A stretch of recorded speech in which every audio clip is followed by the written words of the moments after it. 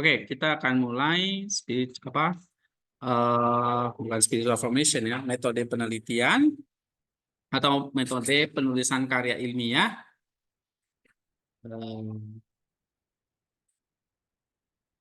Oke. Tadi pelajaran minggu lalu saya ingatkan lagi ada data itu kita bisa peroleh dari berbagai macam sumber lewat mendengar, itu kita dengar data ya, lewat komunikasi, berbicara itu dapat data. Lalu yang agak sulit membaca. Jadi itu untuk dapat data. Nah, membaca itu buku-buku kan. Gudangnya itu di perpus. Banyak sekali buku-buku. Ya. Nah, kalian baca untuk dapat data. Lalu data itu harus kalian kelola. Dengan cara apa? Kalian kutip data itu 3 cara. Kutip langsung, paraphrase, dan meringkas. Lalu setelah kamu kutip, kamu kasih analisis atau komentar. Ya. Nah, itu artinya itu level yang kedua, memahami data. Jadi memahami data itu, data kita adalah data-data bukan angka di sini. Tapi data-data tulisan. Oke? Data-data tulisan. Nah, data-data tulisan itu kamu kutip, kamu paraphrase, atau kamu ringkas. 3 cara itu. Nanti saya akan ajarin gimana caranya, contohnya gimana. Nah, setelah itu kamu harus kasih komentar. Itu membuktikan kamu memahami data itu atau enggak. Ya. Nah, habis itu setelah memahami data tadi yang dibilang sama, kita pakai data itu. Yang kalian kutip, kalian pakai. Yang kalian komentari, kalian pakai. Nah, tapi waktu kalian ngerjain tugas, kan kalian masih level 2 nih. Level 2 itu artinya gini, kamu baca, dapat data. Ya kan, misalnya kamu baca Saint, saya suruh kalian baca Saint, ini. Oh, misalnya kemarin tentang Laurentius dari Roma. Ya kan? Nah, kamu baca, berarti level 1. Dapat data. Nah, untuk mendapat data itu juga nggak gampang. Kamu harus cari buku, cari artikel, cari di koran. Itu level 1 tapi. Data itu pengetahuan, knowledge. Ya. Yang kedua adalah setelah dapat data, kamu memahami data. Bukti kamu memahami data itu apa? Kamu bisa mengutip. Itu ada buktinya. Gitu. Nah, kamu mengutip 3 cara tadi. Kutip langsung, paraphrase, meringkas. Itu harus dihafal ya. Nah, setelah kamu memahami data, kamu meringkas, kamu harus kasih komentar. Kamu paraphrase, kamu harus kasih komentar pendapatmu sendiri. Harus dilatih itu. Nah, itu level yang kedua. Level yang ketiga adalah kamu pakai data itu dalam berbagai hal. Misalnya kamu pakai dalam menulis. Kamu bisa pakai tadi seperti yang kamu dengar tadi dalam khotbah, ya kan? Mengutip ayat Alkitab, mengutip siapa lagi tadi? Mengutip kisah Elia, ya kan? Nah, ayat-ayat Alkitabnya ada. Mengutip tadi tentang Yusuf, tentang Ayub, tentang Paulus. Nah, itu semua mengutip data dan dipakai dalam khotbah. Nah, kalau kamu nanti akan pakai di dalam tulisan. Nah, tulisan yang kita mau adalah tulisan karya ilmiah. Jadi ini bukan karangan bebas, ya, tetapi sesuatu yang saintifik atau yang ilmiah. Nah, apa itu ilmiah? Berarti nanti ada ciri-cirinya, ada langkah-langkahnya. Oke? Karena nanti kalian semester-semester berikutnya yang kalian tulis itu adalah sesuatu yang bersifat karya ilmiah. Walaupun nanti ada setengah ilmiah, ya dikatakan setengah itu nanti kita belajar esai. Jadi data yang kalian peroleh, kalian aplikasikan di mana? Di dalam karya ilmiah. Karya ilmiah apa yang dipakai di sekolah ini sampai nanti kalian lulus. Nanti kita lihat. Yaitu nanti ada artikel jurnal yang sering kalian dengar. Artikel jurnal. Oke? Lalu itu artikel jurnal sudah spesifik. Topiknya spesifik. Tapi ada yang lebih luas. Misalnya makalah atau paper. Itu topiknya lebih luas. Tetapi dasarnya sama, outline-nya itu sama. Ya.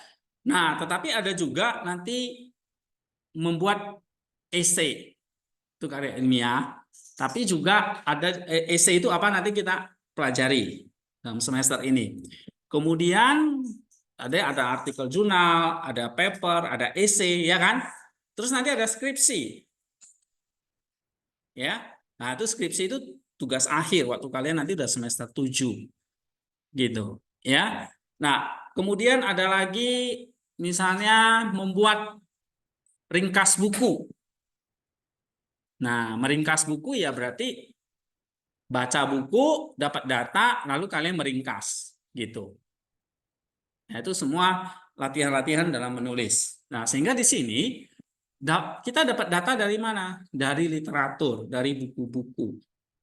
Lalu kalian harus bisa mengelola data itu, ya, sampai nanti jadi artikel, jadi essay dan sebagainya.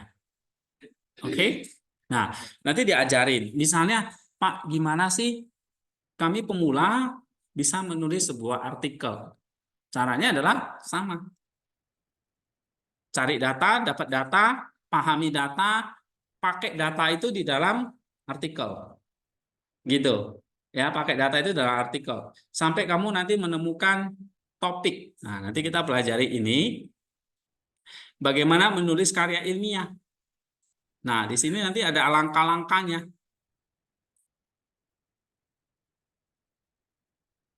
Ya, ada langkah-langkahnya. Ada 9 step, 9 langkah menyusun artikel. Oke, mulai cari apa itu hasil dan sebagainya. Ya, nanti ini nanti ada langkah-langkah kalian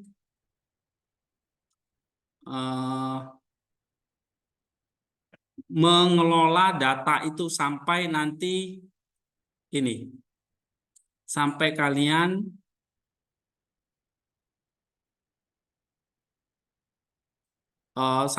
nanti mendapat topiknya, ya. Nah, kalau mereka yang sudah ini mana ya? Nah, ini dia di sini.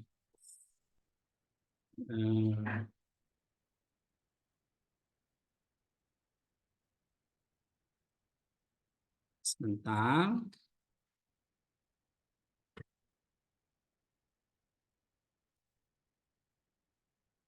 Oke, search saja ya biar cepat. Mana search-nya di sini? Oh, nih. Analisis data kualitatif.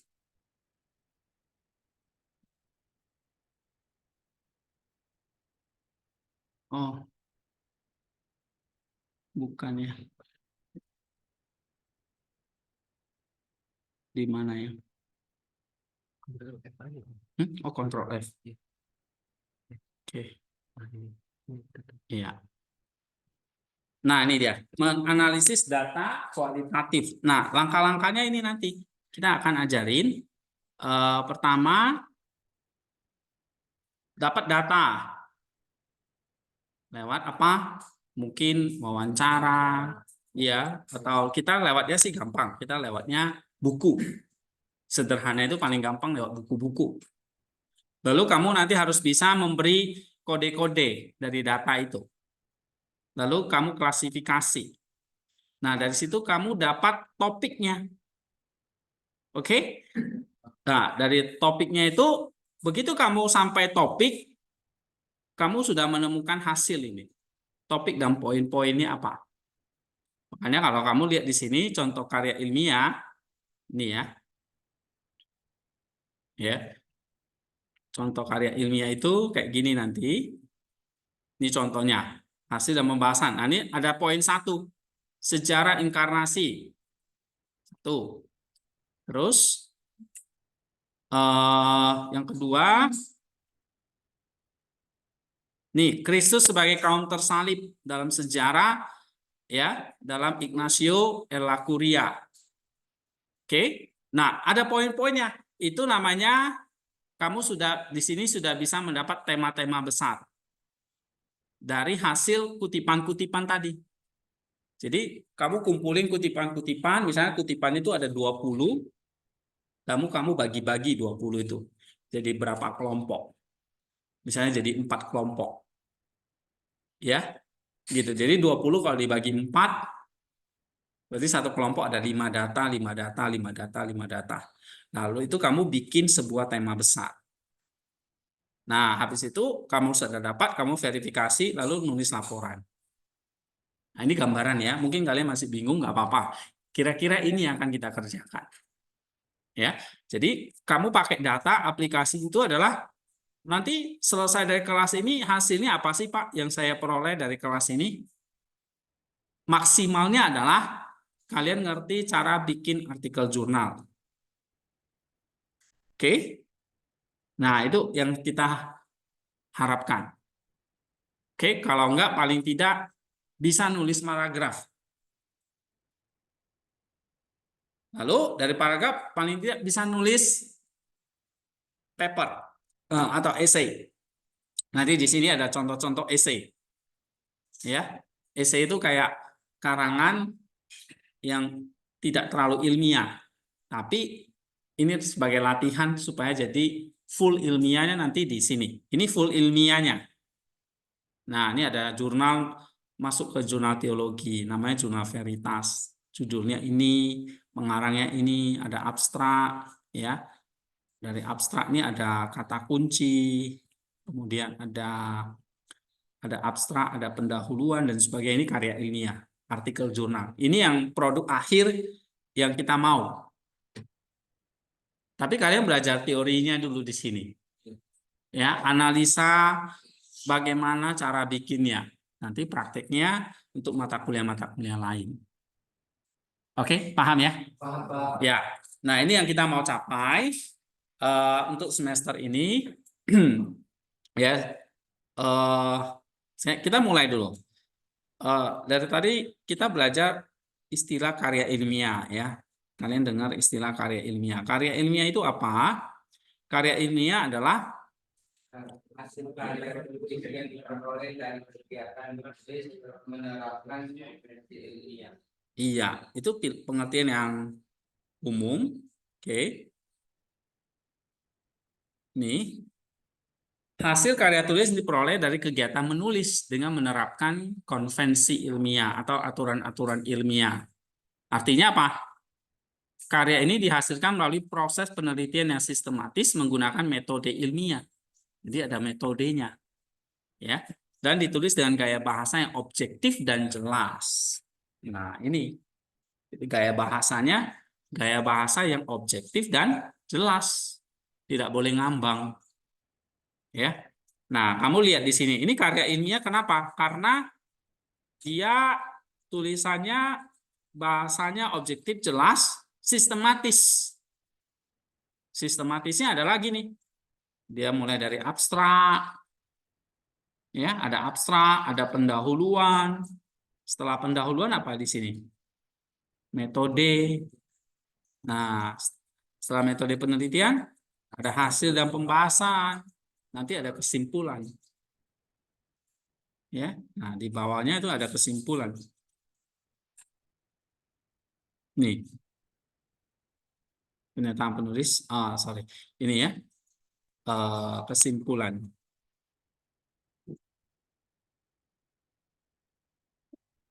Terima kasih. Bahkan ada kontribusi gitu ya. Nah, ada kesimpulan.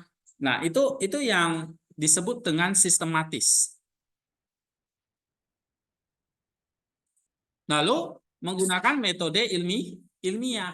Nah, makanya nanti di sini ada penjelasan metode yang digunakan, metode penelitiannya. Caranya gitu ya. Nanti kita ajarin semua. Nah, gaya bahasa objektif. Ciri-ciri karya ilmiah apa? Satu, objektif, jadi berdasarkan fakta dan data, bukan opini pribadi. Sistematis, terstruktur dengan baik, mengikuti kaidah penulisan ilmiah. Verifikatif, berarti bisa diuji kebenarannya melalui penelitian ulang. Dan originalitas, menawarkan kontribusi baru pada bidang ilmu tertentu. Jadi ada kontribusi barunya nanti. Ada sesuatu yang baru. Ya. Nah, misalnya kemarin kan kalian dengar tentang persahabatan. Ya kan?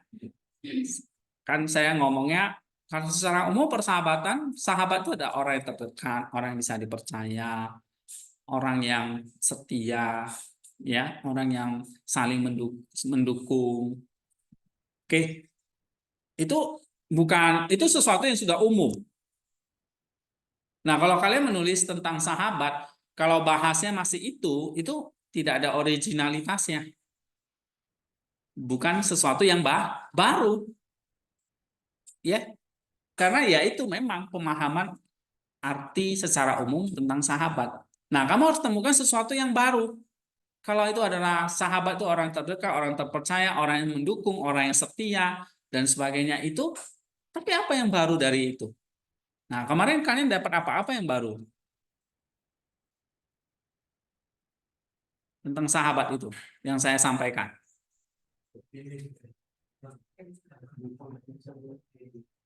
Yang dari saya yang kemarin ibadah pembukaan.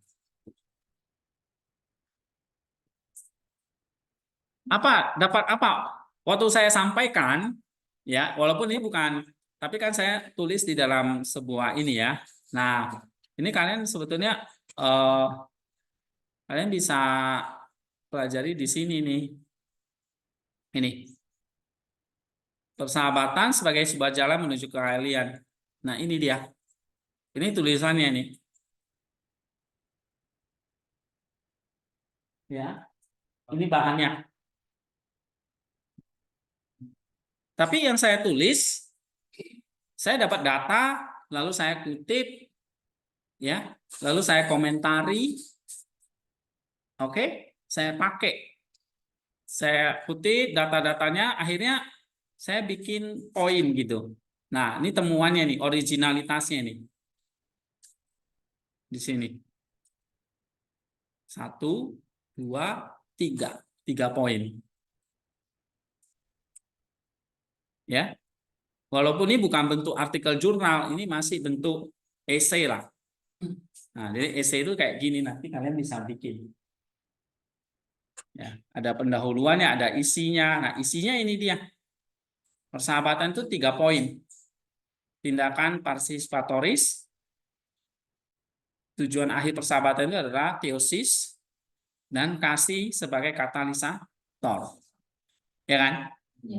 Nah, 3 poin ini originalitas nggak? Originalitas itu maksudnya sesuatu yang baru nggak? Pernah kalian dengar nggak itu? Selama ini kalian dengar sahabat itu? Iya kan gitu doang kan? Nah, tapi waktu kamu nanti nulis karya ilmiah, jangan cuma itu. Harus sesuatu yang baru. Apa yang baru misalnya nih? Betul. Iya, ada katalisatornya, ada partisipatorisnya, ada teosisnya. Ternyata saya bersahabat dengan kalian, kalian bersahabat, misalnya saling bersahabat itu, bukan cuma hanya saling deket doang gitu ya, hanya hubungan yang baik, hubungan teman yang baik, saling menolong gitu doang. Tapi lebih dari itu apa? Oh, tujuannya adalah untuk sama-sama mengalami transformasi supaya kita menjadi semakin serupa dengan Kristus. Itu artinya sahabat. Gitu. Ya. Nah, Pak, saya menemukan originalitas ini dari mana? Nah, kamu harus pakai teori. Nggak bisa ngarang. Pakai teori. Karena apa? Karena ini harus diuji kebenarannya. Ya. Ada teorinya. Oke? Nah, makanya waktu kita nulis seperti bidang teologi seperti ini, itu ada teorinya. Saya pakai teori apa di sini? Pakai teori apa tadi? Dari Nisa. Teorinya dari yang namanya Gregorius dari Nisa. Gitu. Ya. Nah, kamu lihat di sini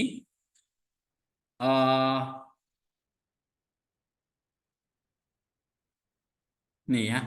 Nanti kita lihat di sini ada teorinya yang kita mau pelajari. Oke. Ada namanya mengembangkan sebuah apa? Teori baru. Ada namanya grounded teorinya. Nah, analisa data kualitatif itu kamu harus dapat apa? Teorinya di sini. Maka nanti di sini dalam metode penelitian itu ada yang namanya teori. Misalnya ya.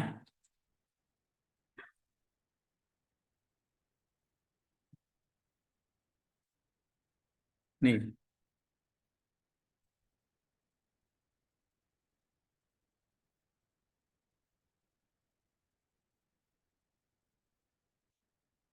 ada yang mulai sudah ada yang mulai pusing nih. Nah, ini ya. Ada namanya kajian teori. Ada teori yang kita pakai. Nah, ini saya kasih tahu caranya ya. Pak, kok menemukan sesuatu yang baru itu gimana caranya? Nggak ngarang-ngarang gitu. Jadi kita pakai teori orang untuk menemukan sesuatu topik. Misalnya tadi persahabatan. Selama ini kan kalian tahunya sahabat itu orang terdekat, saling menolong gitu. Tapi ada sesuatu yang baru nggak ada. Caranya gimana? Pakai kajian teori. Teorinya apa yang saya pakai di sini? Gregorius dari Nisa. Nah, untuk mengatakan apa? Persahabatan itu sebuah jalan menuju ke ilah. Nah, pernah dengar sebelumnya ini? Tidak. Berarti ada yang namanya apa? Originalitas. Nah, jadi struktur umumnya, misalnya ini ya nanti kalian lihat, struktur umumnya itu ada yang namanya kajian teori atau tinjauan pustaka. Ya. Mana ya nih? Tinjauan pustaka. Nah, ini. Ya, artikel ilmiah itu nanti di dalam pendahuluannya itu ada namanya tinjauan pustaka, kajian teori. Ya, nanti kita pelajari di sini kajian teori itu seperti apa. Nah, ini nanti di sini di dalam pendahuluan. Nah, ini ada yang namanya penelitian-penelitian terdahulu. Ya, atau yang kita sebut nanti ada namanya kajian-kajian teori yang dipakai. Nah, contohnya misalnya nih, Sasonko ini dia pakai teori apa di sini? Bahas tentang kritopraksis ke antropopraksis, ya. Kristus praksis itu maksudnya tentang Kristusnya, ke antroposis praksisnya itu maksudnya ke manusianya. Kayak ini istilah-istilah yang kalian tahu. Inkarnasi sejarah dalam menjadi manusia itu melalui lensa kaum miskin dalam teologi. Dia pakai teorinya siapa? Dia mau menemukan sesuatu yang baru kan? Tapi pakai teorinya siapa? Ini Ignazia, Ella Curia, dan Daniel Lucas Lukito. Kadang-kadang langsung ada di judulnya. Kadang-kadang nggak ditulis. Nah, kamu bisa lihat di dalam artikelnya, misalnya di dalam abstraknya. Dia pakai teorinya siapa? Dua orang ini. Untuk menemukan sebuah originalitas. Ya. Nah, nanti waktu kalian nanti mau nulis artikel, harus ada teorinya. Harus ada originalitasnya. Ya. Oke. Nah, nih struktur umum karya ilmiah. Ini ya. Ada judul, menjelaskan isi karya secara ini saya jelasin aja dulu ya. Nanti apa nanti diajarin gimana cara nulis judul ya. Judul itu ya harus isi karyanya secara singkat dan jelas. Misalnya contoh judul itu kayak gini. Nah, ini contoh judul ya. Dari Kristopraksis ke antropraksis, inkarnasi, sejarah, dan menjadi manusia. Melalui lensa kaum miskin. Teorinya dari Ignacio dan Daniel Lucas Luquito. Ya, Ignacio Ellacuría dan Daniel Lucas Luquito. Nah, itu tinjauan pustaka yang dia pakai. Oke. Nah, kemudian tapi sebelum pakai kita udah tahu, tapi sebelumnya kamu harus bikin pendahuluan. Nah, ini struktur karya ilmiahnya ada judul, ada pendahuluan. Pendahuluan itu apa? Menjelaskan latar belakang masalahnya. Nanti kayak gimana? Nanti kita akan teliti. Misalnya ini artikelnya ini ya. Kamu cari latar belakang masalahnya mana? Oke. Ada nggak rumusan masalahnya? Ada nggak tujuan penelitiannya dan manfaatnya? Nah, kamu teliti nanti di pendahuluan di sini. Kamu analisis dulu. Oke. Nah, lalu tinjauan pustakanya. Ada nggak dia pakai teori-teori yang relevan? Di sini teori-teorinya sudah ada belum di pendahuluan? Oh, ada nih. Christopher Watkin, teori Watkin, teori Calvin Budiman. Ya. Nah, pasti ada teori-teorinya. Kayak gitu. Makanya untuk dapat teori itu sekali lagi kamu harus banyak membaca, cari data, pahami data. Lalu pakai data itu dalam tulisan. Oke? Nah, itu pendahuluan. Tinjauan pustaka tadi ya.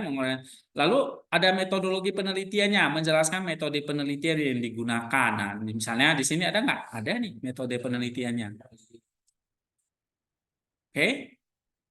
Nah, kemudian hasil penelitian dan pembahasan ada nggak? Ada. Ya, hasil penelitian itu apa? Menyajikan data dan temuan penelitian. Menyajikan data dan temuannya. Temuannya misalnya ada berapa poin di Sasongko ini. Nih, 1 poin. Ini kan hasilnya nih. Sejarah dan inkarnasi dalam warisan Hegel. 1. Lalu yang kedua apa?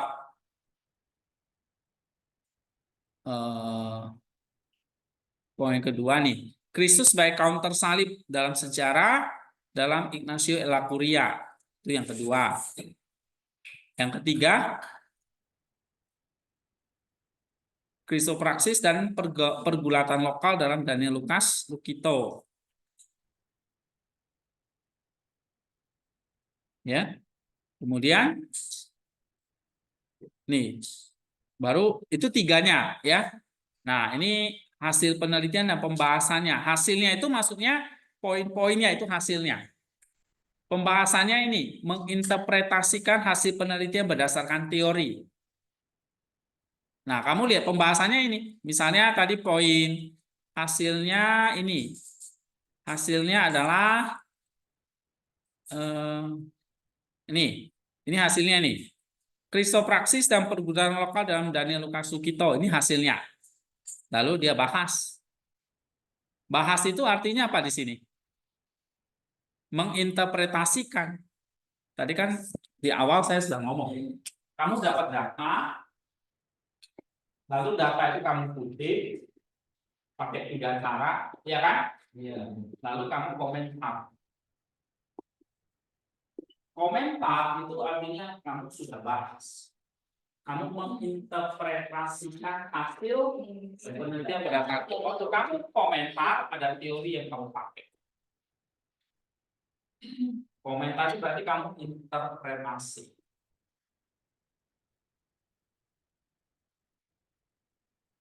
Ya, pahami ini aja dulu. Kayak gimana caranya, contohnya apa nanti. Tapi teorinya kamu harus paham dulu. Itu namanya pembahasan. Lalu kesimpulan, kadang-kadang ada saran, berarti itu merangkum hasil penelitian dan memberikan rekomendasi. Atau tadi ada Kalau tadi kesimpulan ini, dia memberikan rekomendasi nggak? Memberikan rekomendasi nggak? Atau implikasi nggak? Ada. Nih, kontribusinya. Ya kan? Nah, atau kalau di khotbah biasanya aplikasinya atau sarannya, rekomendasinya. Nah, baru nanti terakhir daftar pustaka. Jadi harus mencantumkan sumber-sumber yang digunakan. Nah, ini kira-kira gambaran besar struktur umum sebuah karya ilmiah. Ya, jadi karya ilmiah itu ada ciri objektif, sistematis, verifikatif, originalitas. Nah, karya ilmiah itu apa? Hasil karya tulis yang diperoleh dari kegiatan menulis dengan menerapkan aturan-aturan ilmiah atau konvensi ilmiah.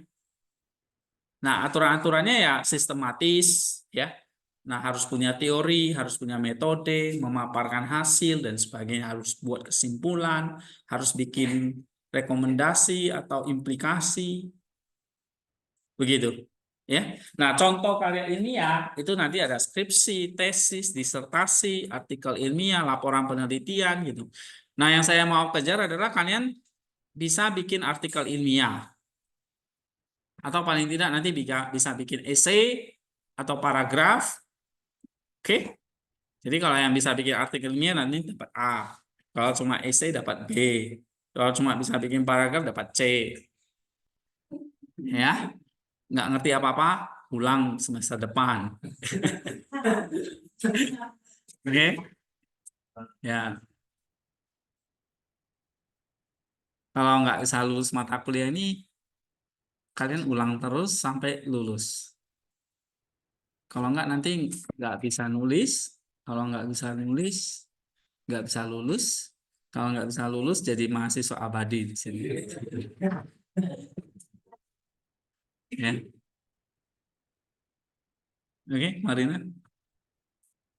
Ya, mau jadi mahasiswa abadi?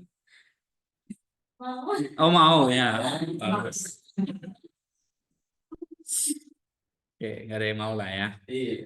Bisa lah semua. Ini saya nggak nakutin.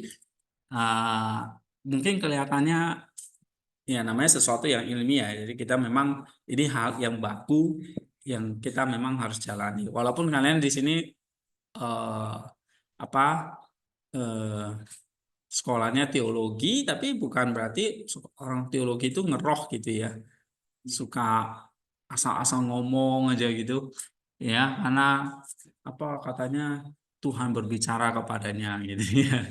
Kadang-kadang orang teologi itu dianggap nggak objektif, nggak ilmiah, asal-asal ngomong gitu. Nah, kita nggak. Kita di sini mau menekankan ini, ada pemikiran kritis dan analitis yang didasarkan pada metode ilmiah. Nah, itulah karya ilmiah. Walaupun nanti yang kamu bahas tentang Roh Kudus misalnya, yang kamu bahas tentang doa, yang kamu bahas tentang iman, yang kamu bahas tentang pelayanan, tentang gereja, tentang spiritualitas, itu semua bisa dijadikan karya ilmiah yang didasarkan pada kajian-kajian yang ilmiah, ya. Tujuannya adalah untuk menambah pengetahuan dan memberikan kontribusi. Nah, ini dia intinya. Ngapain sih kamu nulis? Untuk memberikan kontribusi pada perkembangan ilmu pengetahuan. Oke, ini yang penting ya. Nah, sekarang kita lihat lagi jenis-jenis karya ilmiah ini apa? Ada berdasarkan tingkat pendidikannya ya. Kalau tingkat sarjana nanti kita susun skripsi ya. Kalau tingkat magister S2 tesis namanya. Tingkat doktoral namanya disertasi. Ini harus tahu istilah-istilah ini ya. Nanti kalau kalian mau lulus tingkat sarjana S1 berarti harus nulis apa? Skripsi. Atau misalnya nanti kalau nggak skripsi laporan penelitian gitu. Atau kalau nggak artikel ilmiah ya. Sebetulnya sama, cuma ini hanya bicara bobot aja. Contoh karya ilmiah itu dalam skripsi, tesis, disertasi, artikel, laporan penelitian itu bicara bobot aja. Bobot itu dalam penting misalnya jumlah halamannya. Tapi caranya semuanya sama. Tetap berangkat dari data.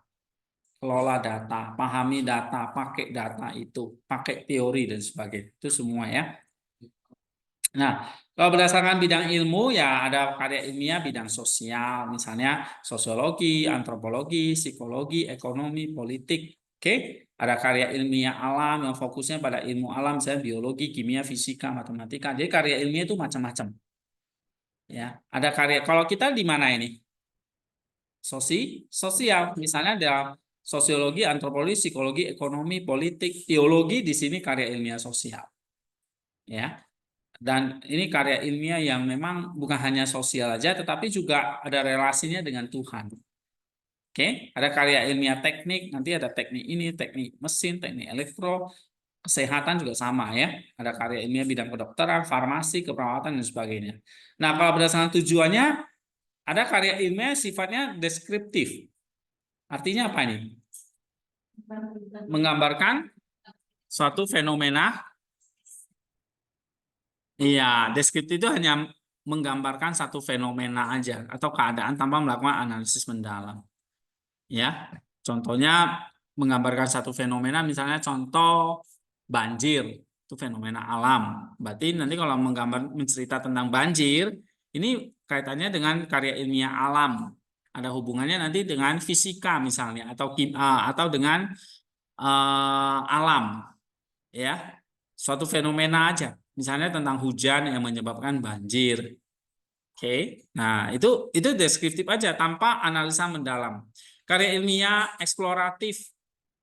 Oke, ini nanti bahannya saya kasih ya. Kalian nggak perlu ini pahami aja. Karya ilmiah eksploratif menyelidiki satu masalah atau fenomena secara mendalam untuk menemukan informasi baru. Ini eksploratif. Nah, kita di sini kalian tekankan nanti dalam karya ilmiah teologi ya mungkin awal-awal deskriptif aja dulu, gambarkan, jelaskan aja dulu. Deskriptif itu kayak menjelaskan aja dulu, ya. Tapi harus naik lagi ke yang namanya eksploratif, cari hal yang baru. Nah kemarin kalau kalian dengar khotbah apa di ini sesuatu yang eksploratif, menemukan satu informasi baru. Misalnya ini tadi, ini eksploratif, ya. Nah, kemudian ada karya ilmiah yang sifatnya apa? Explanatory. Explanatory artinya apa?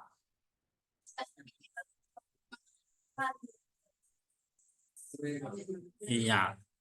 Jadi kalau misalnya nih ya, kemarin saya bahas, oh persahabatan itu adalah sebuah jalan menuju keilahian. Ini eksploratif, mengeksplor Gregorius dari Nisa dan Yohanes 15 ayat 10 tadi. Nah, itu explore. Tapi kalau saya tambahkan lebih sulit, explanatory berarti apa? Saya harus bisa menjelaskan penyebab, ya, penyebab atau hubungan antar variabel. Misalnya di sini contohnya, misalnya nih, kalau persahabatan itu suatu mencapai teosis, ya, gimana caranya? Kalau enggak, apa akibatnya? Nah, saya harus jelasin lagi lebih dalam. Itu namanya apa? Explanatory. Oke, jadi saya harus bisa menjelaskan hubungan antar satu variabel dengan variabel lain. Misalnya nih, deifikasi, tujuan akhir. Hubungannya dengan persahabatan apa? Oh, ternyata ini menjadi jembatan. Persahabatan tuh menjadi jembatan menuju tujuan akhir. Iya. Bagaimana caranya? Nah, kamu jelasin. Ya kan? Lalu langkah-langkahnya apa? Hambatannya apa? Nah, itu namanya apa? Kamu menjelaskan lebih dalam lagi. Itu namanya explanatory. Kalau deskriptif, kamu hanya menggambarkan atau menjelaskan satu fenomena tanpa analisis mendalam. Nah, ini yang sederhana gitu ya. Nah, lalu karya ilmiah prediktif itu apa? Meramalkan atau memprediksi hasil berdasarkan data yang ada. Nah, ini kamu bisa tambahkan. Jadi, kamu kalau mau karya ilmiah itu jadi menarik, kamu tambahkan. Kalau kamu melakukan ini, akibatnya ini. Kalau kamu melakukan persahabatan, maka hasilnya adalah ini. Kamu bisa apa? Memprediksi, ya, atau meramalkan hasil berdasarkan data yang ada. Oke, nah contoh karya ilmiah, contoh lain misalnya ada bentuknya artikel ilmiah. Nah, ini yang kita mau. Karya ilmiah dipublikasi dalam jurnal ilmiah. Ini sasaran kita di sini. Nanti artikelmu, tulisanmu dipublikasi dalam jurnal ilmiah. Misalnya kayak gini. Jurnal ilmiah ini. Di Veritas. Jurnal namanya nih, Jurnal Veritas. Nah, oke. Nanti namanya bukan Nidya Sasongko. Misalnya di sini namanya siapa? Andronikus Sasongko.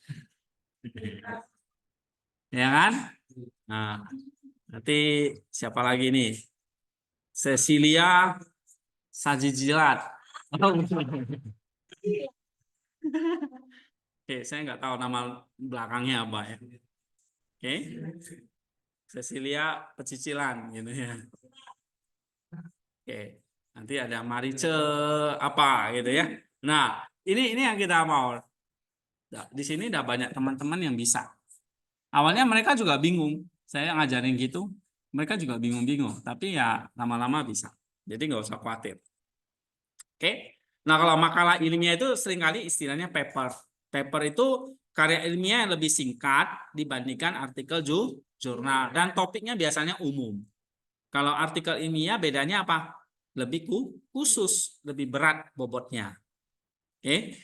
Nah, laporan penelitian ini untuk kalangan terbatas, misalnya laporan penelitian alam, ya kita nggak pakai ini ya. Oke, jadi setiap jenis karya ilmiah memiliki struktur dan format penulisan yang berbeda, namun secara umum ini ya mengikuti kaidah penulisan ilmiah yang telah disebutkan sebelumnya. Jadi secara umum mengikuti ini, mengikuti apa? Kaidahnya itu seperti ini, ada judulnya, ada pendahuluannya, ada tinjauan pustakanya, ada metodologinya, ada hasilnya, ada pembahasannya, ada kesimpulan dan saran gitu. Ya, dan daftar pustaka. Nah, ini dia. Siapa yang waktu dulu SMA pernah nulis kayak gini, makalah, misalnya judul, pendahuluan begini. Siapa? Semua udah pernah ya? Oke, berarti ini good model gitu ya, modal yang bagus. Sudah nulis apa misalnya yang kalian tulis? Hah? COVID-19. Oke. Misalnya lebih spesifik lagi yang jelas? Sejarah Indonesia. Enggak, tadi yang COVID-19. Hah? COVID-19. Contohnya apa? Virus yang menular. Oke. Waktu itu bikin pendahuluannya enggak? Ada ya? Terus ada metodenya? Oke. Hasilnya? Pembahasannya? Ada. Nah, ada bawa. Contohnya. Bawa enggak? Oh, dikumpul. Waduh. Filenya ada. Oke. Ya. Oke, kalau gitu kalau gitu kalian berarti sudah ada latihan dasar-dasarnya berarti di situ ya. Good deh. Nah, sekarang dalam artikel ilmiah ini adalah satu karya tulis yang berisi apa ya?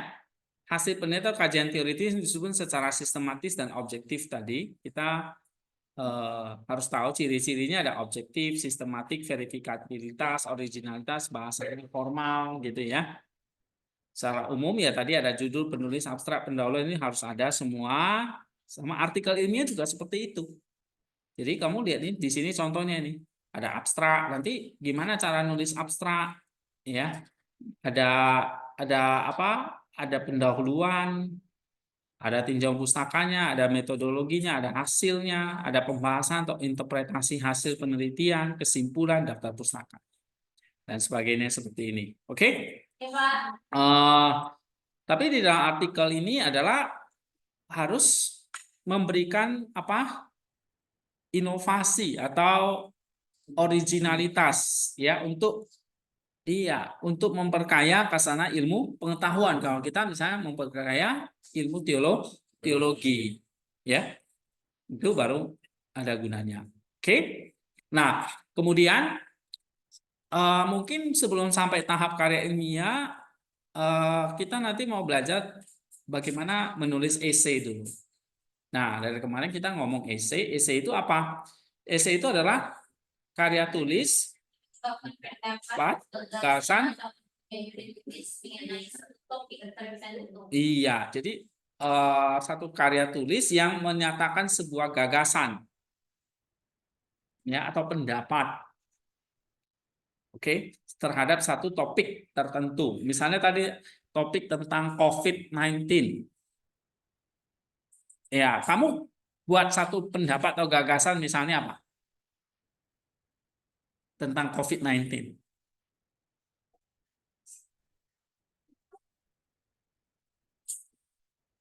COVID-19. Ya, pakai masker, menjaga jarak. Oh, berarti itu gagasanmu adalah COVID-19 berbahaya. Sehingga harus pakai masker dan menjaga jarak. Itu pendapat namanya, itu gagasan. Nah, itu nanti dituangkan dalam karya tulis. Oke? Ya. Nah, nanti kita lihat contoh-contohnya. Esai biasanya bersifat subjektif dibandingkan karya tulis ilmiah, meskipun tetap harus didukung oleh fakta dan bukti yang relevan. Jadi jenis esai itu ada esai yang sifatnya argumentatif. Ini pakai argumen-argumen yang kuat, didukung oleh bukti-bukti. Ya. Esai deskriptif apa? Bertujuan untuk meluruskan satu objek, tempat, atau orang, peristiwa secara hidup dan detail sehingga pembaca seolah dapat merasakan atau melihat apa yang digambarkan. Nah, ini esai yang deskriptif. Esai naratif. Nah, ini esai naratif ya. Misalnya kalian bisa bikin esai pengalaman kalian atau kisah pengalaman hidup kalian, misalnya menempuh pendidikan teologi gitu ya. Nah, itu kalian bisa tuliskan begitu. Misalnya di sini nanti saya kasih contoh ya. Contoh nih, belajar teologi tentang Kristus ini satu pertualangan intelektual bagi mahasiswa baru. Ya, gimana nih mahasiswa baru, kalian belajar ilmu baru kan di sini kan? Iya. Mungkin dulu belajar ada ilmu agama, tapi ini umum. Tapi ini khusus lagi tentang teologi. Ya. Nah, ini satu petualangan intelektual bagi mahasiswa baru. Nah, lalu di sini ada contohnya, nanti tulisannya itu kayak gini. Satu, lalu ada isinya, lalu ada kesimpulannya. Selalu kayak gitu, ya. Pendahuluan, isi, kesimpulan. Nah, ini contoh esai. Nanti kalian akan lihat ya. Tapi sebelumnya kita lihat di sini. Dalam esai itu ada yang namanya membuat pendahuluan yang menarik supaya orang tertarik baca. Oke. Nah, lalu bikin isinya, badan esainya. Nah, berarti di sini sudah kalian harus belajar paragraf ini. Nah, karena paragraf ini kamu lihat nih contoh esai misalnya. Ya. Nah, ini isinya berapa paragraf nih? 1, 2, 3, 4, ya, 5, 6. 6 paragraf. Nah, ini contoh paragraf ini. Nah, berarti nanti kalian mau belajar ini tentang membuat kutipan, parafras, ringkasan dalam paragraf ini. Oke. Nah, tapi di sini nanti kalian belajar teorinya aja dulu. Esai itu apa gitu ya. Nah, esai itu apa?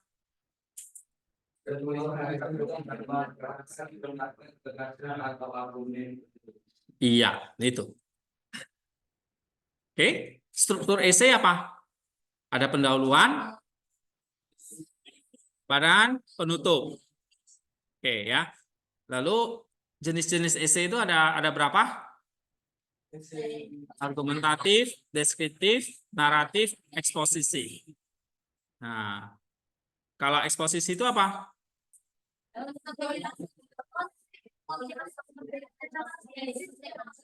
Nah, kalau naratif, iya. Penulisan kamu unsur cerita ada plot, karakter, konflik. Oke. Esai deskriptif? Ya, misalnya saya suruh kalian buat esai kemarin trekking ke Pancuran 7. Nah, jadi kalian harus bisa meluruskan objek di situ. Tempat orangnya, peristiwanya secara detail ya. Kalau argumentatif? Iya, meyakinkan pembaca. Kayak kemarin saya meyakinkan kalian tentang persahabatan. Nah, itu namanya argumentatif. Saya kasih argumen-argumen yang kuat dan didukung oleh bukti-bukti. Oke? Nah, itu namanya argumentatif. Nah, badan esai atau struktur umum esai itu ada pendahuluan. Pendahuluan itu isinya apa? Tarik perhatian membaca. Sampaikan topik yang akan dibahas apa. Ya, tuliskan tesis atau pernyataan utama yang akan dibuktikan dalam esai. Nah, itu dia. Apa yang mau kamu buktikan? Misalnya kemarin saya ngomong, oh persahabatan itu bukan cuma kita punya orang dekat saja. Atau kita punya kawan, kita punya orang yang saling mendukung, ya. Tapi ternyata persahabatan itu membawa kita menuju kepada Allah. Nah, itu namanya apa? Tesis. Paham nggak? Ya, tesis atau pernyataan utama. Nah, itu ada di dalam pendahuluan. Kemudian badan esainya apa? Kembangkan argumen atau ide utama dari tesis tadi. Setiap paragraf membahas satu ide utama yang mendukung tesis. Nah, tesis tadi ini pernyataan utama tadi. Oke, gunakan bukti-bukti, fakta, contoh, kutipan untuk mendukung argumen. Nah, nanti kita lihat contohnya nanti. Ya. Oke, penutup, rangkum kembali poin-poin penting, ulangi tesis dengan kata-kata yang berbeda, sampaikan kesimpulan atau pesan yang ingin disampaikan. Oke, nah ini nanti bahan-bahannya nanti saya kasih. Misalnya nanti tugasnya coba bikin satu esai ya, kalian ikuti panduan ini. Ya, nah ini output yang kita mau capai. Oke, jadi paling tidak komentar, lalu pakai. Nah, nanti pakainya di mana? Dalam tulisan. Itu esai, paragraf, dan di sini nanti kita dulu. Berangkat dari data, kutip, kasih komentar. Ini yang latihan spiritual formation. Ya, kalian baru sampai komentar kan? Ya, Pak. Belum pakai untuk jadi paragraf. Nah, nanti hari ini kita mau belajar paragraf. Contohnya gimana? Ya, sehingga nanti dari paragraf baru bisa bikin esai. Kalau esai ini udah bisa, baru bisa bikin artikel. Tapi kalau nulis paragraf aja belum bisa, ya bagaimana nulis esai yang lebih panjang? Gitu loh. Tapi bagaimana bisa nulis paragraf? Kalau kalian belum punya data, kalau kalian nggak tahu cara ngutip dan tidak tahu cara mengomentari.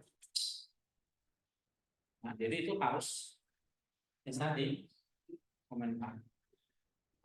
Ya. Oke. Nah, sekarang kita mau tadi ini ya, tips menulis esai ini tips-tipsnya pilih topik yang menarik, riset yang cukup, buat kerangkanya, gunakan bahasa yang jelas, struktur paragraf, edit dan revisi tulisan, minta pendapat orang ya, dan sebagainya. Ini ada tips-tipsnya, tadi dibaca aja sendiri, tips tambahan. Nah, nanti cara membuat esainya seperti apa, nanti kalau pas kita bahas esai kita kembali ke masalah ini ya. Nah, sekarang yang kita mau bahas adalah tentang paragraf. Ya, ini makalah ilmiah, ini berarti paper. Nanti memang kadang-kadang ada dosen tuh disuruh bikin paper. Paper itu berarti sama. Paper itu istilahnya makalah ya. Di sini ada orang yang bilang paper, ada yang bilang makalah, itu maksudnya sama. Makalah atau paper itu ya sama, ada judul, ada metode, ada hasil pembahasan, ada kesimpulan, ada daftar pustaka, seperti itu ya. Sama kayak artikel, cuma bedanya adalah makalah itu bahas topik yang lebih luas. Biasanya untuk anak-anak semester 2, 3, 4 gitu. Tapi kalau mahasiswa itu udah makin tinggi, ya, itu udah baru bikin artikel. Nah, tapi kalian masih semester 1 kok udah diajarin, Pak. Ini hanya pengenalan dulu. Ya. Nah, nanti semester-semester berikutnya kalau sudah tahu, tinggal dilatih. Ya, jadi ini masih hanya teori-teori dulu. Nah, ini sekarang cara mengutip dalam karya ilmiah. Lalu nanti bagaimana dari kutipan tuh dikasih komentar, ya. Ini juga ada nih, ada contoh-contohnya. Kita lihat di sini aja. Nah, kenapa kita harus mengutip? Kenapa kita harus mengutip? Nah, mengutip itu apa?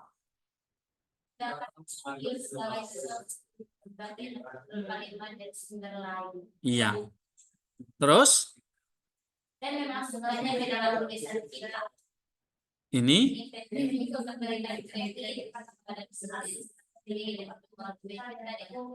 Nah, jadi kenapa kita harus mengutip?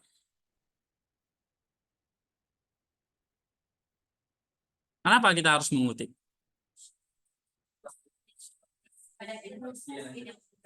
Iya, karena apa? Karena yang kita mau tulis itu kan harus dibukti dengan kutipan-kutipan. Jadi bukti, kenapa kok kita cari data, kita kutip? Karena yang kita tulis itu sesuatu yang ilmiah. Sesuatu yang ilmiah itu berarti bisa dibukti. Misalnya tadi saya ngomong persahabatan itu bukan hanya relasi pertemanan biasa, tapi persahabatan itu juga relasi kita dengan Kristus supaya kita menjadi seperti Dia. Itu kan klaim saya. Ya, itu namanya tesis. Tapi namanya karya ilmiah itu harus dibuktikan. Nggak bisa hanya ngomong aja. Misalnya asal ngomong aja, saya bisa terbang. Coba kamu buktikan kamu bisa terbang. Oke? Contohnya apa? Saya naik pesawat, kan saya bisa terbang. Gitu. Nah, itu contoh. Nggak bisa hanya asal klaim gitu. Ya, misalnya nasi goreng itu enak. Apa buktinya? Hah? Buktinya misalnya apa? Oh, laris. Nasi gorengnya laris. Saya sudah tanya banyak orang, ternyata memang enak. Ya kan? Nah, terus apa lagi buktinya? Oh, komplit. Tidak terlalu asin, tidak terlalu rasanya pas. Ya kan? Kalau terlalu asin ya nggak enak kan gitu. Kayak masakan kalian asin terus. Oke? Apa lagi? Nasi goreng yang enak itu apa lagi buktinya? Laris, tidak asin, oke, manis. Oke, itu maksudnya contoh bukti-buktinya. Nah, kalau dalam karya tulis ilmiah, misalnya dalam teologi, sama. Kamu membuat klaim sesuatu, ya, kamu mau menulis satu topik sesuatu, tapi kamu kasih bukti-buktinya, kasih argumen-argumen kita dengan bukti yang kuat. Itulah kita perlu mengutip. Atau bahasa Inggrisnya apa? Referensi.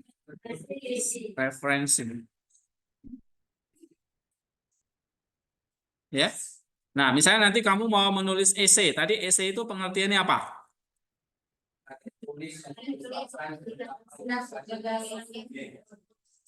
Ya, ada suatu topik. Misalnya saya ngomong ini, belajar teologi itu satu petualangan intelektual yang baru, ya. Jadi misalnya nih, belajar teologi itu sebuah petualangan intelektual yang mengundang kita untuk menggali makna di balik iman Kristen. Itu klaim, itu namanya tesis. Ya, tesis itu apa namanya? Pernyataan intinya. Tadi di sini kan, tesis itu apa?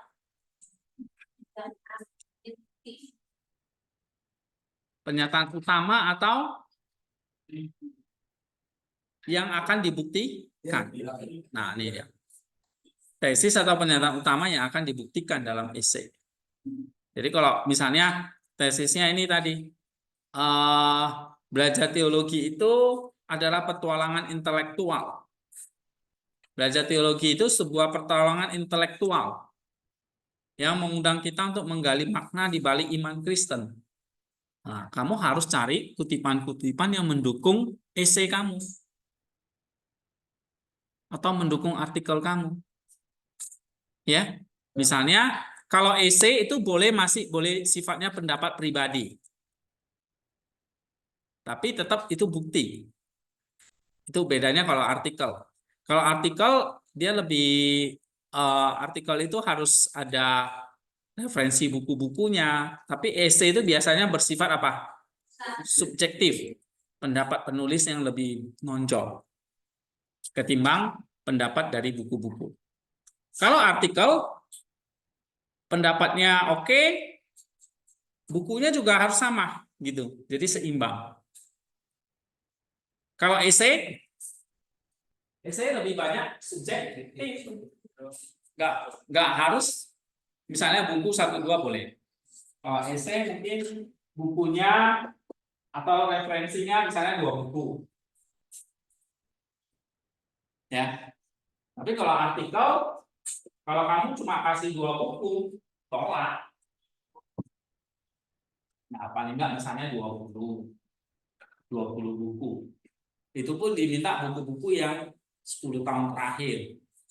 Artikel jurnalnya misalnya minimal 5. Gitu. Jadi referensinya harus banyak kalau artikel. Kalau esai 2 boleh, 1 boleh, nggak ada pun nggak apa-apa. Asal memang itu argumen-argumen yang kuat. Tapi tergantung jenis esai juga. Ya, gitu. 1 boleh, 2 boleh, banyak juga nggak apa-apa. Tapi biasanya esai itu lebih banyak apa? Subjektif.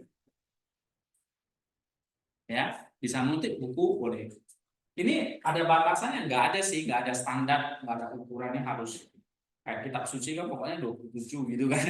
Nah, perjanjian baru itu isinya 27, kalau 28 satunya itu berarti sudah bukan kitab suci gitu. Tapi esai itu nggak ada batas, nggak ada ukurannya harus sekian, harus berapa, bebas aja. Tapi lebih banyak artikel, ya. Nah, kalau dalam artikel itu kenapa kok kita harus mengutip? Karena artikel itu apa? Tadi di sini dikatakan artikel itu apa?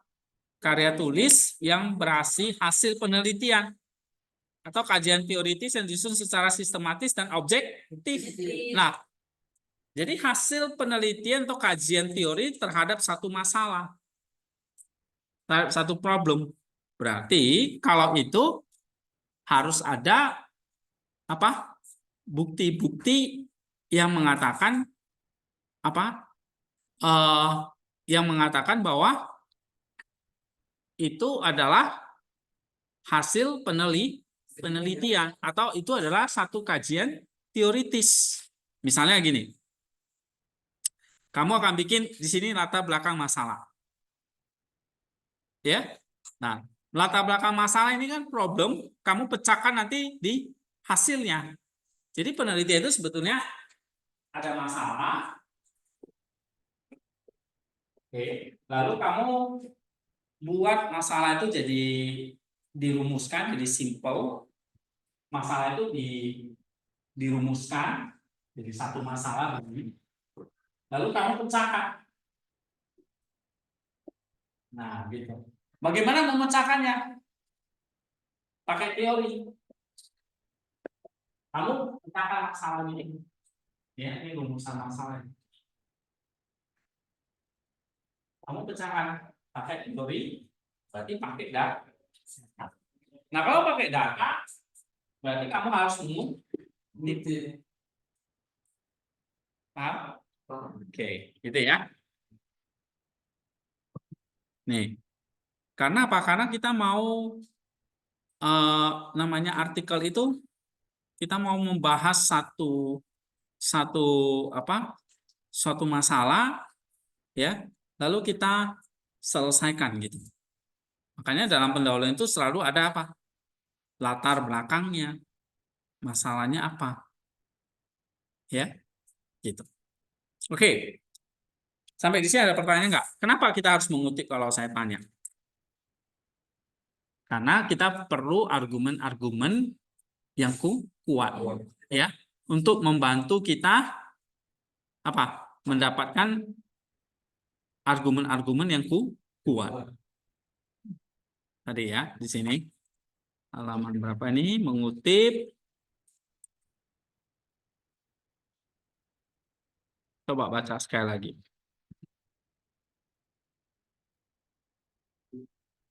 Mengutip adalah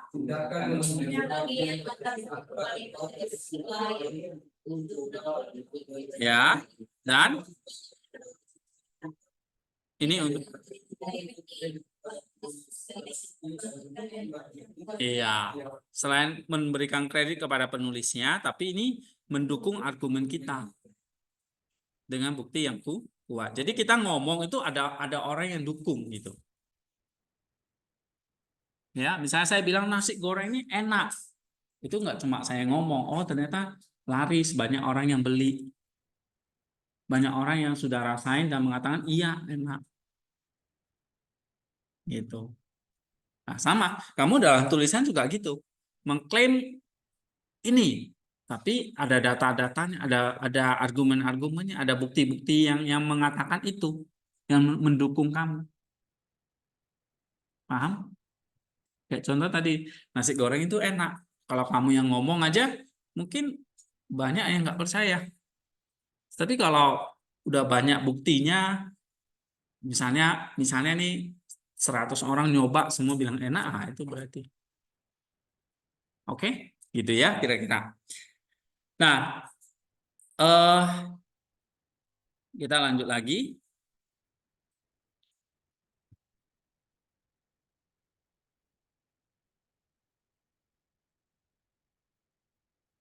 Nah, mengutip ada 3 cara. Apa itu? Tidak langsung, atau direct quote, paraphrase, dan meringkas, summary. Ya. Nah, kutipan langsung itu apa? Pengungkapan, pengutipan persis kata per kata. Jadi kita memang kutip langsung, seperti kita kutip ayat.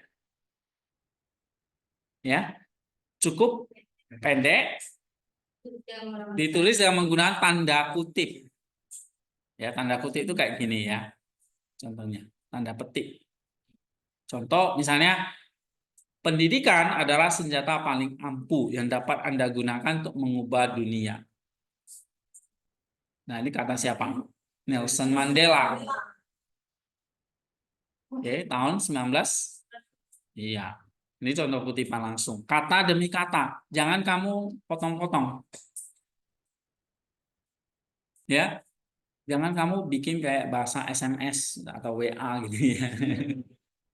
Nanti nggak ngerti. Persis gitu. Oke, itu kutipan langsung. Pendek. Biasanya jangan satu halaman kamu kutip semua, kamu pindahin. Oke. Atau satu paragraf. Biasanya pendek. Ditulis dengan menggunakan tanda kutip, menyebutkan sumber asli, misalnya nama belakang pengarang. Tadi misalnya contohnya apa di sini? Nelson Mandela atau cukup Mandela aja.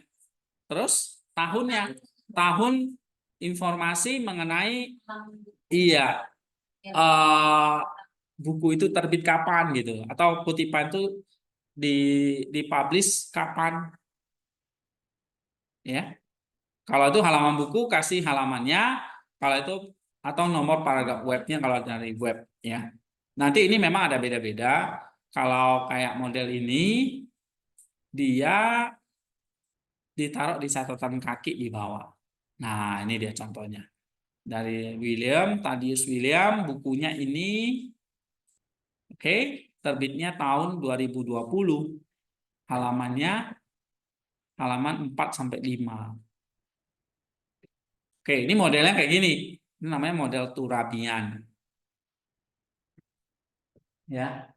Ada yang modelnya seperti ini. Langsung di dalam teksnya ini.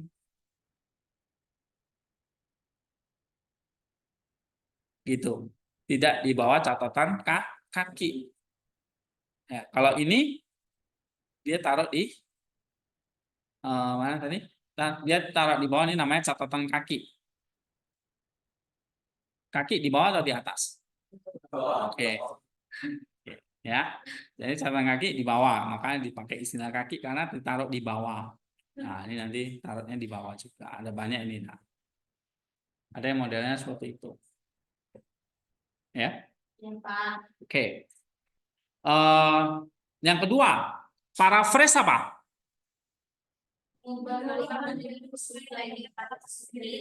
Oke. Mengubah kalimat plus Terus? menyebutkan sumber asli nama belakang pengarang tahun tanpa Iya. Jadi paraphrase itu mengubah kalimat penulis lain dengan kata-katamu sendiri. Itu artinya paraphrase. Ya. Nah, nanti ini perlu latihan atau contoh. Pengubahan kalimat atau frasa tidak mengubah maknanya. Ini lebih sulit lagi daripada kutip langsung. Ya, kamu ubah kalimat orang jadi kalimatmu sendiri. Oke, tapi tidak mengubah makna. Nah, lalu kamu sebutkan sumber aslinya, nama belakang pengarangnya dan tahunnya tetap sama. Jadi misalnya kayak tadi, Mandela tahun 1990. Gitu. Ya. Tanpa disertai informasi mengenai halamannya nggak usah. Nah, kalau meringkas apa? mengubah kalimat penulis lain dengan kata-kata sendiri yang namanya terhubung atau beda Ya. Dan minggu lalu kalian diajarin cara buat ringkasan. Nah, ini artinya ringkasan. Apa itu? Mengubah kalimat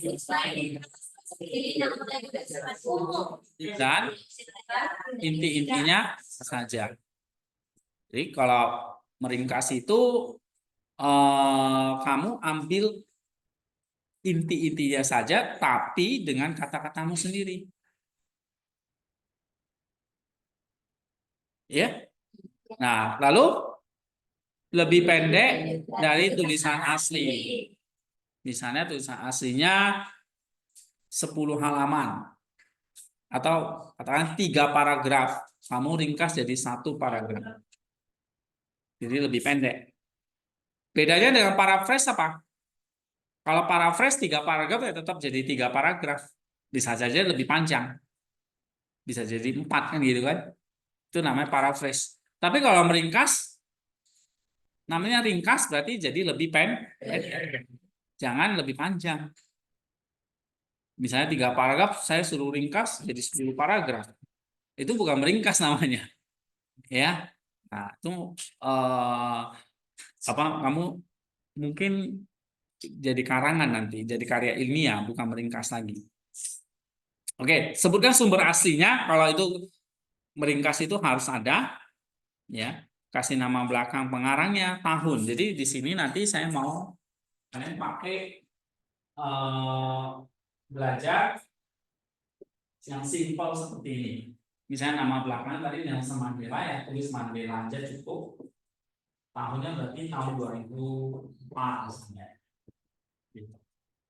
Ya, ini artinya, oh, kamu ngutip dari si Mandela. Nah, jadi ada referensinya, namanya.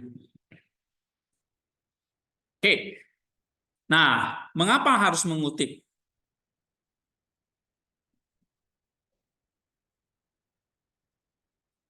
Mengapa harus mengutip?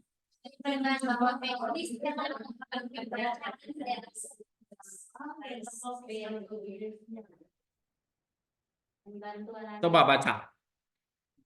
Apa?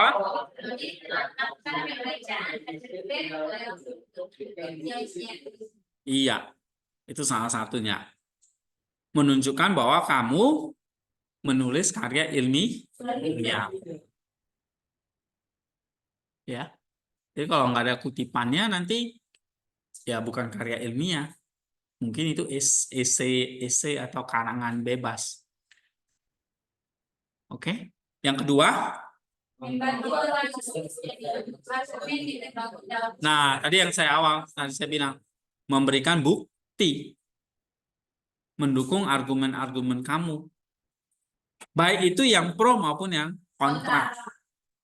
Yang bertentangan maksudnya. Yang ketiga,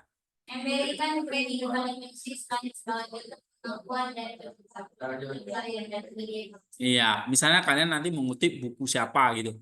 Kalian memberikan kredit bahwa apa yang dia tulis itu ternyata berguna buat kamu. Makanya kamu ambil.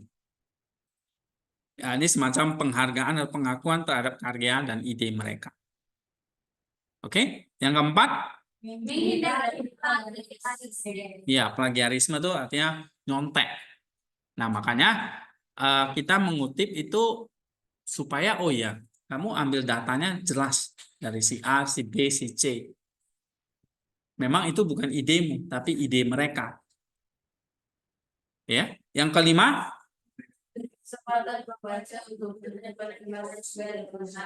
iya. Jadi kalau kamu banyak mengutip di sini, akhirnya pembaca jadi tahu, oh ada ternyata si Nelson Mandela itu ngomong begini, ya, sehingga dia dapat informasi-informasi atau referensi-referensi yang dia bisa pakai juga. Misalnya nih, Sasongko ini ada artikel, nah dia kasih banyak referensi di sini. Saya bisa cari bukunya.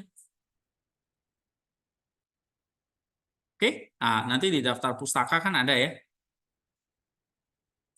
Di daftar pustaka ini ada bukunya nih. Nah, referensi. Saya bisa tahu, oh dia pakai buku-buku ini dan saya bisa cari. Oh ternyata ada buku dari Baughman, judulnya False Line, The Social Justice Movement and Evangelicalism Looming Catastrophe. Ya kan? Nah, dari Baughman, oh ada buku seperti ini. Nah, itu gunanya referensi. Ya.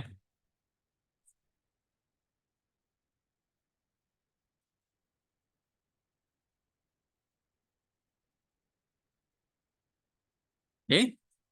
Nah, so ada 5 alasan kenapa kita harus mengutip. Nih, ya. Nanti ini bahannya saya kasih sama kalian. Oke. Nah, aturan umum dalam mengutip langsung kita pakai apa di sini? Ada istilahnya namanya apa. Apa itu adalah bukan, apa itu association. Ya. Nah, ini satu style dari ini nanti kalian diajarin pakai apa ya? Mendeley. Bukan kedelai ya. Mendeley untuk mengatur tulisan kalian supaya nanti kayak gini-gini itu otomatis masuk di tulisan kalian. Karena kalau enggak kalian campurkan ini nanti kalian apa ya, plagiarisme. Itu idenya Mandela, kamu klaim idemu sendiri. Nah itu nggak boleh, itu harus dihindari.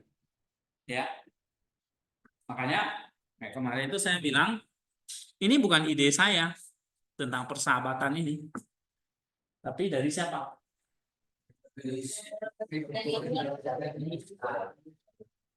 Referensinya dari Nisa. Ya. Gitu. Karena memang ide dia gitu. Saya cuma ngutip dia. Oke. Nah, ini dalam tulisan menulis itu harus seperti itu. Itu etikanya. Ya.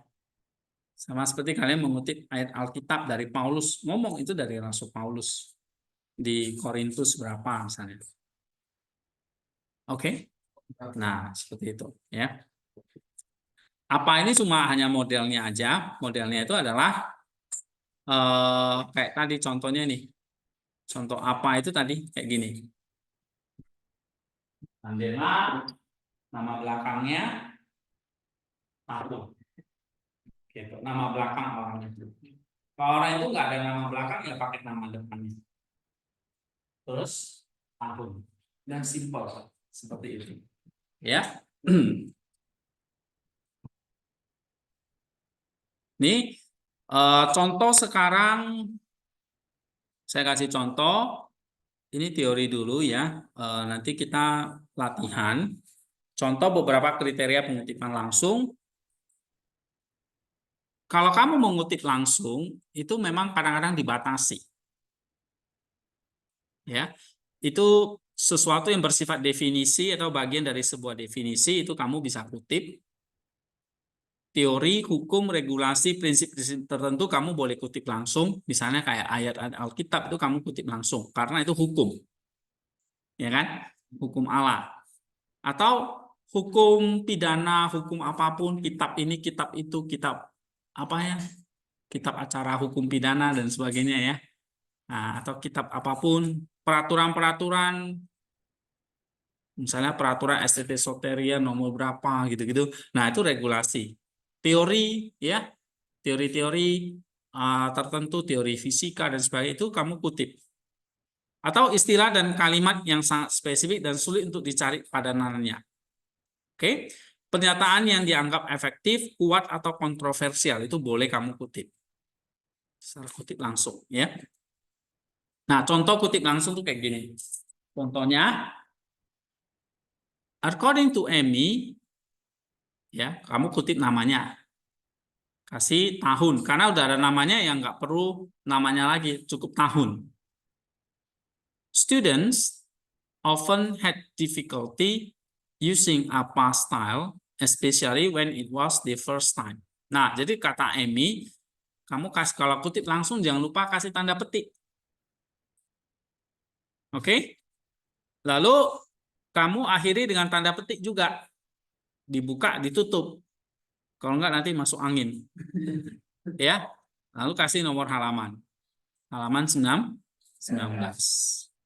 Gitu. Ya. Nah, ini gayanya seperti di AMI 2017, found student often had difficulty using APA style, halaman 19.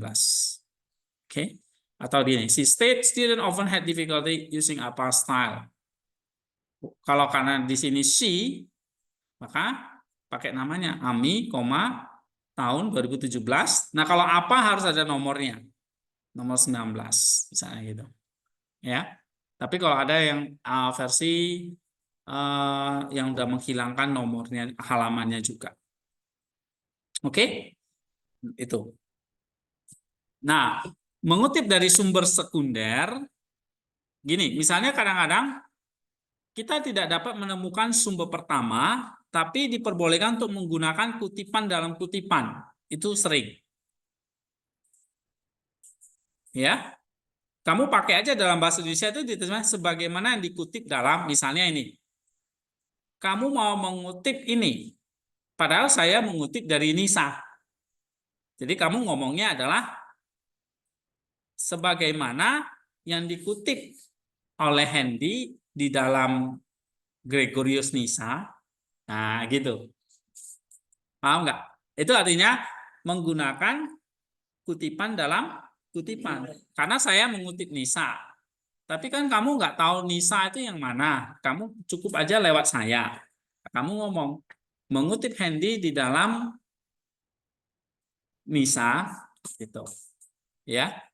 Ya, jadi pakai atau sebagaimana yang dikutip dalam Hendy melalui Nisa, gitu. Ya. Nah, jadi kamu nanti kasih catatannya gini. Berger as cited in Becker. Atau Hendy as cited in Nisa. Ambil nama belakang aja. Gregorius Nisa berarti nama belakangnya nih Nisa. Tahun berapa artikelnya? 2024. Nah, gitu ya. Oke, itu contoh kutip langsung. Coba. Sekarang praktek ya. Misalnya, ini kan teorinya. Kita mau belajar cara mengutip satu paling gampang kutip langsung ya kamu kutip ayat.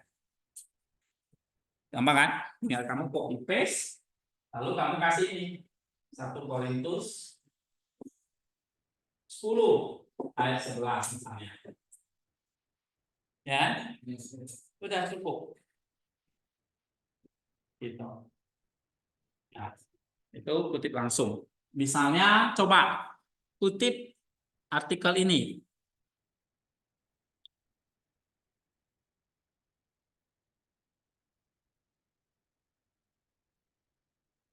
Yuk, coba belajar kutip langsung.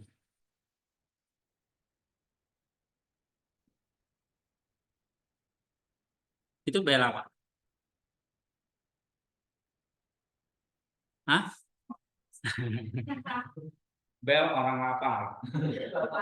Oke, coba belajar kutip langsung. Pada awalnya Yesus Kristus adalah seorang filsuf dan setelah itu seorang Kristen. Oke. Kutip langsung tuh biasanya jangan terlalu panjang. Jangan kamu kutip langsung. Iya, jangan kamu kutip langsung semua kamu copy kayak gini. Nah, itu wah, gitu ya. Kamu copy terus kamu masukin di sini gitu.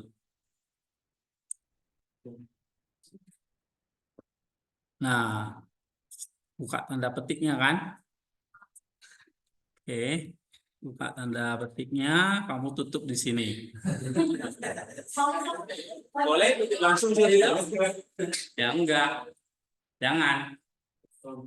Kamu pilih yang mana yang kamu mau pakai untuk mendukung tadi argumen kamu, tesis kamu. Nanti kalau dalam paragraf ada namanya mendukung kalimat utama, ide utama, yaitu tesis tadi.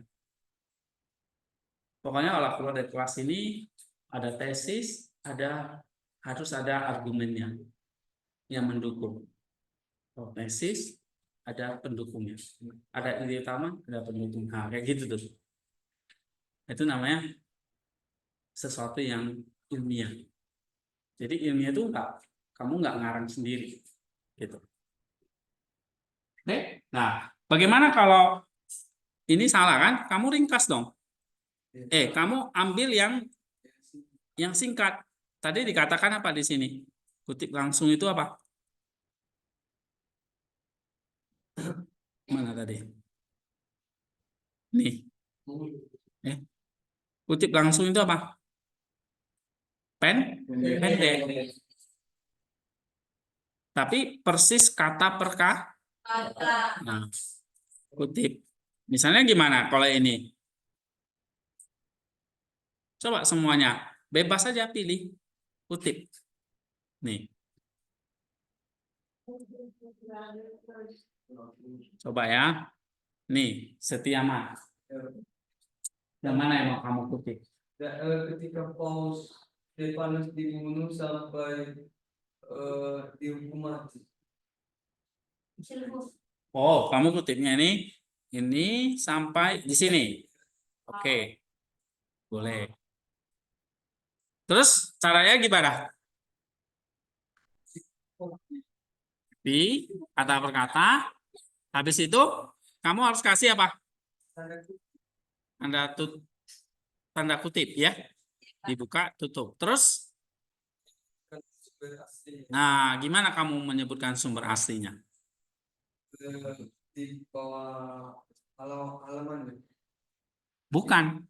Kita langsung di situ aja. Nama belakang pengarang, lalu tahun. Nama belakang pengarangnya siapa?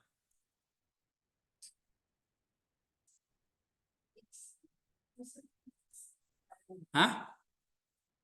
Nama belakang pengarangnya siapa?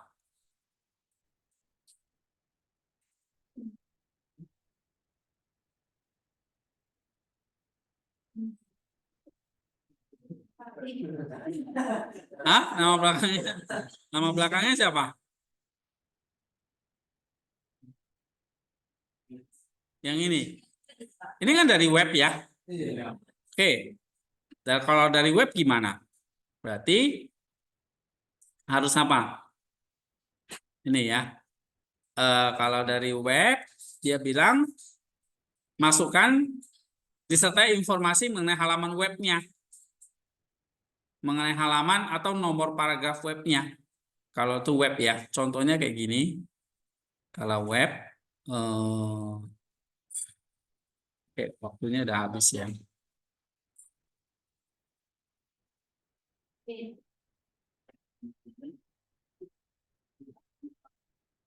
Oke, anggaplah itu misalnya buku dulu ya. Kalau buku berarti apa? Ini yang nulis siapa? Misalnya di buku nih. Nah, kamu kasih.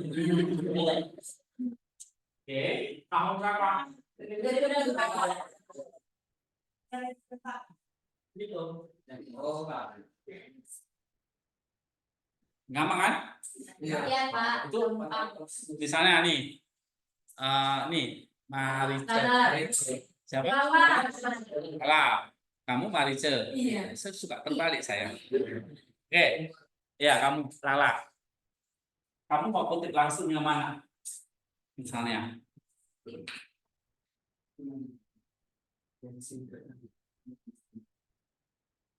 Hah? Bingung ya? Banyak. Yang mana misalnya?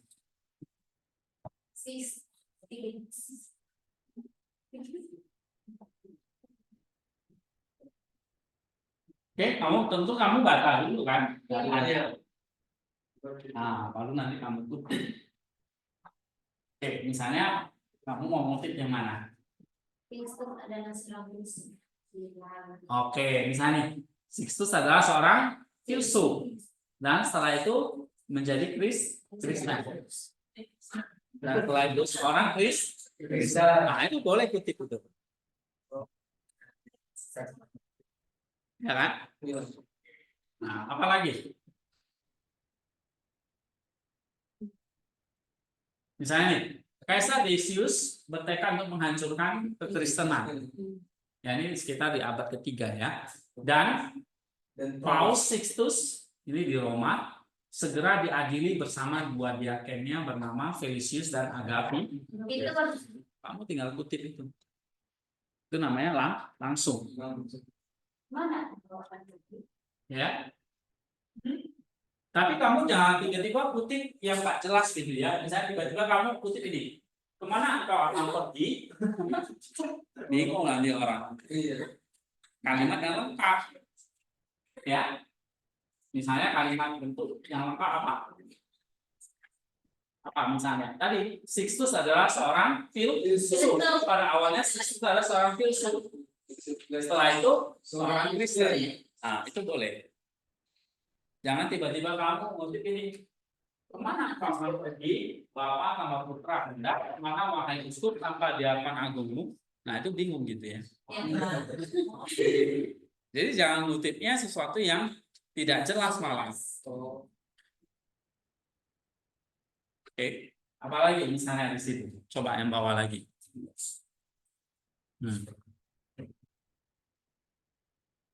Contohnya, nih, Sapri. Ayo, mana? Baca dulu.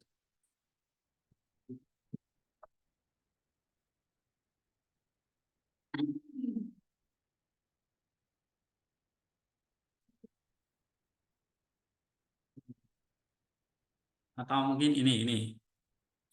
Contoh lain.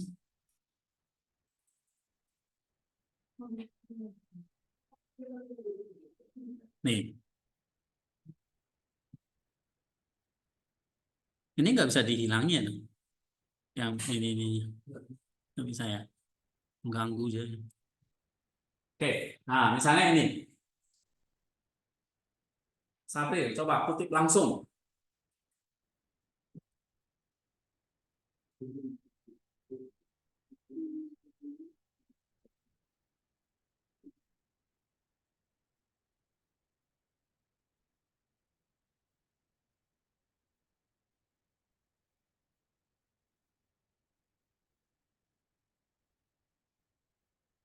Udah lama banget. Hah? Ini bukan kita dalam hubungan. Yang Sapri aja loh, Sapri. Sapri dulu. Saya antara Kristus dan murid-muridnya yang murid-muridnya adalah sebuah peradaban diri hilang dan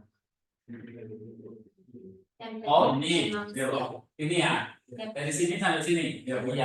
Misalnya kamu kutip nih, bagi Saint Gregorius persahabatan antara Kristus dan murid-muridnya adalah sebuah paradigma indah diri dan pergilahian manusia. Oke, itu kamu bisa kutip ya. Nah, ini nanti kamu kutip untuk menjelaskan tentang persahabatan ya kan. Oke, coba lagi nih, Immanuel. Aneh-aneh.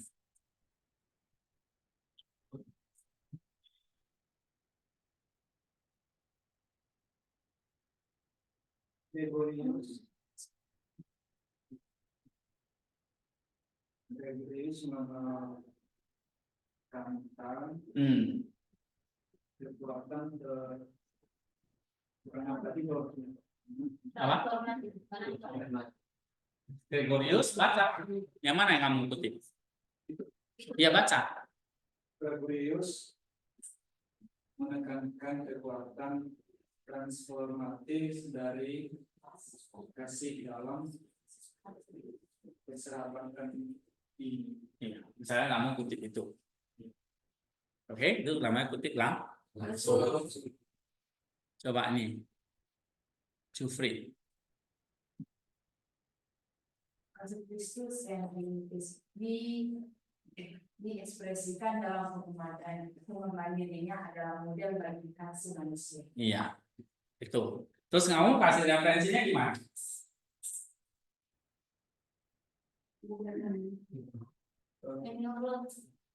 Itu kan misalnya nih ya, Gregorius menekankan kekuatan konsentrasi dalam persahabatan ini. Terus kamu tulis karena itu Gregorius, kamu tulis Gregorius gitu. Malah karena kamu ambil kan saya nih. Oke, nanti kamu kasih jadi ya kan? Di dalam apa? Tadi lihat contohnya ini.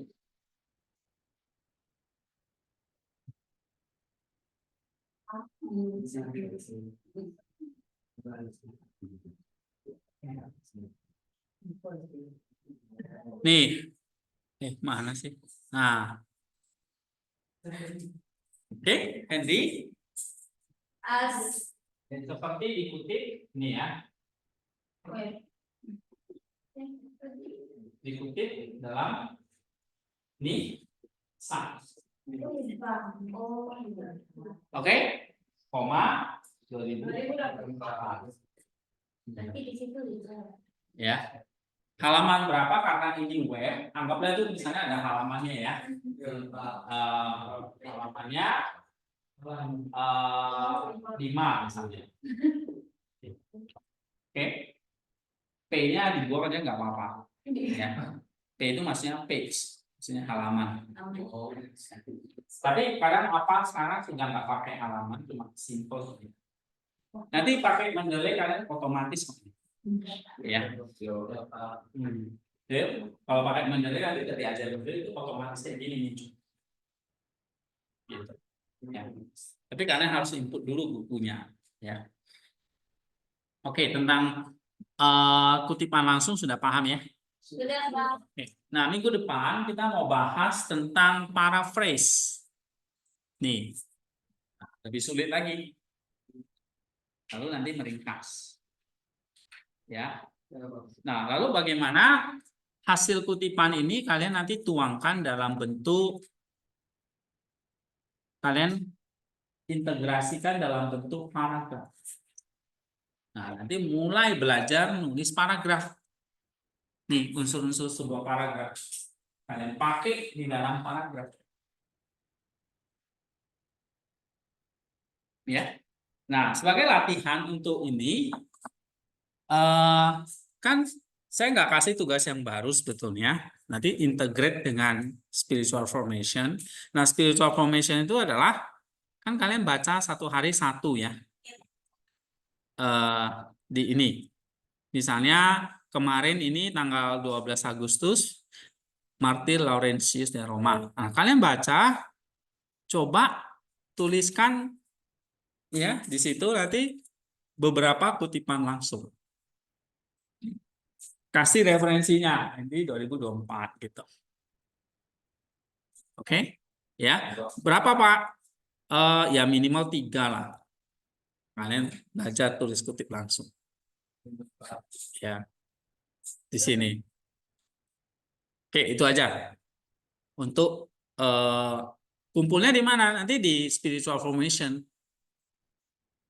Di Google Classroom-nya Spiritual Formation ya. Oke, sampai di sini. Coba mati ini.